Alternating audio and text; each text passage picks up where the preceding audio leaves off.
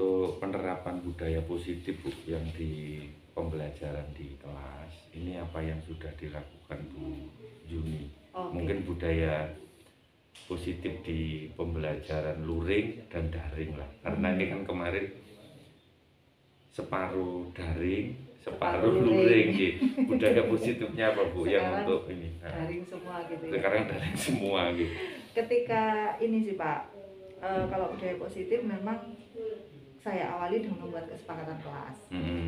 Bagi siswa yang waktu itu luring, saya minta mereka untuk membuat tulisan gitu Pak ya. Jadi waktu itu saya berpikirnya begini, apa sih yang membuat anak-anak itu mau melakukan apa yang sudah disepakati itu dengan sukarela, dengan keikhlasan ya? Iya, dengan keikhlasan. Nah, ikhlas itu kan kalau didasari dari hati. Kita maunya apa kan gitu ya Pak. Terus waktu itu ada satu sih papan di depan itu yang sebenarnya menarik buat saya, tapi mungkin sampai hari ini belum hanya jadi papan aja gitu loh Pak. Di depan itu kan ada istilahnya budaya malu. Jadi kan malu ketika dia terlambat, malu ketika ini.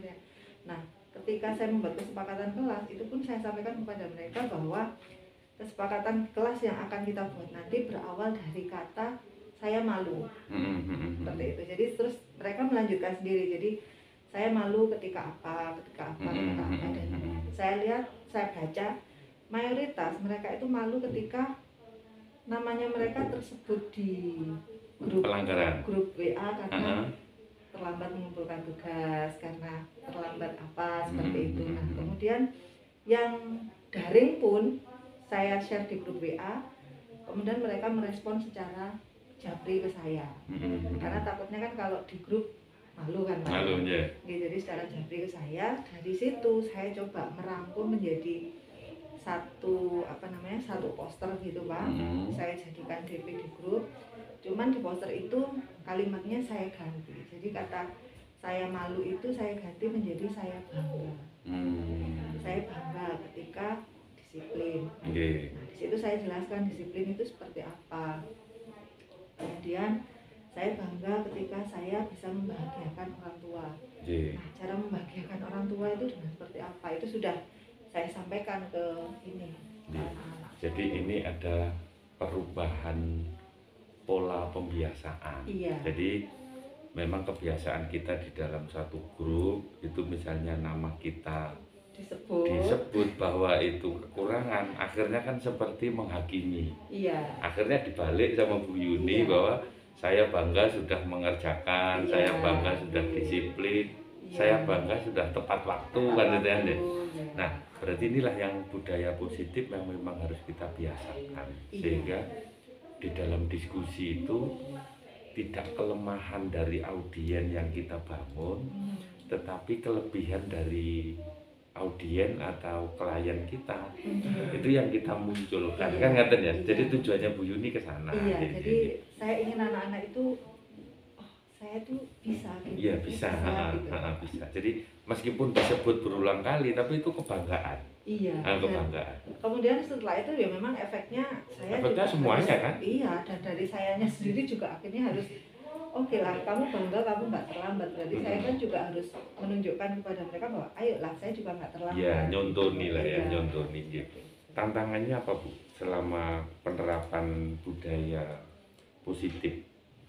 Tadi kan sudah ada ya istilahnya, kalau disebut teman-temannya belum kan akhirnya japri ya.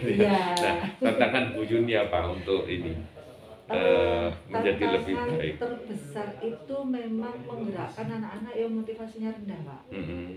Karena mereka terlanjur sudah underestimate sama dirinya sendiri ya Pak ya. Jadi akhirnya kita harus saya sendiri juga harus ekstra. Kadang untuk nagih satu anak yang memang motivasinya rendah itu saya harus, Mbak sudah selesai belum? Nanti besoknya lagi kok belum mengumpulkan lagi, Mbak sudah belum, kesulitannya di mana, seperti itu. Jadi kadang itu harus seperti itu Pak.